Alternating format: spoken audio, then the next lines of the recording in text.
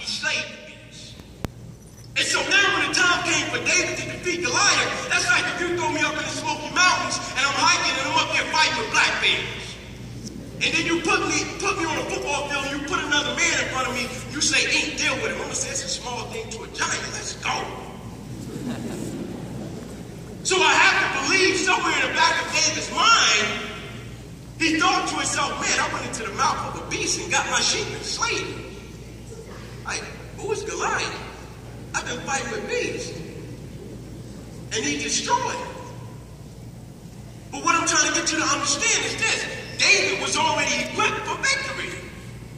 Through tending to the sheep and through taking his mother's food. I think sometimes people come up to me all the time and they say, Ink, why do you try to downplay things?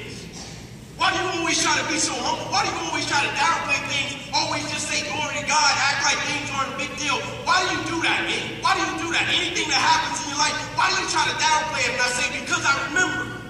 And they say, remember what? I said, I remember when I came up on the east side of Atlanta, I was coming up in that two-bedroom home, 14 people. I remember some nights when we missed meals, we had to sleep on the floor, we were hungry. I remember on Christmas when everybody would get gifts, and me and my cousins had to stand on the side of the street. We had to watch everybody ride their bike. We had to watch everybody play with their basketball. We had to watch everybody ride their skateboard. Watch everybody do different things with their new toys. And the only thing we had to do was stand there, and our mothers told us, be great. I remember how far God has brought me.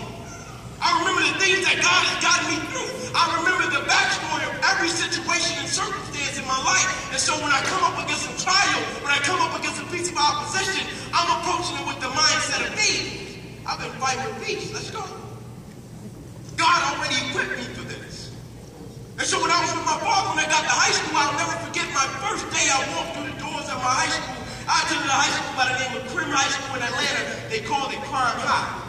Dropout rate higher than the graduation rate. They used to shoot teachers. My first day, I stepped through the metal detector. There was a cop standing on the other end. He said, what's your plan, little man? I said, my plan is to go D1, Division 1. He said, no, you probably go to cell block D1. I said, no, you got the wrong guy. He said, no, I heard that before. I said, no, I'm telling you, you got the wrong guy. You know the first person I went to see when I got my scholarship papers from Tennessee? That cop in the lunchroom. I said,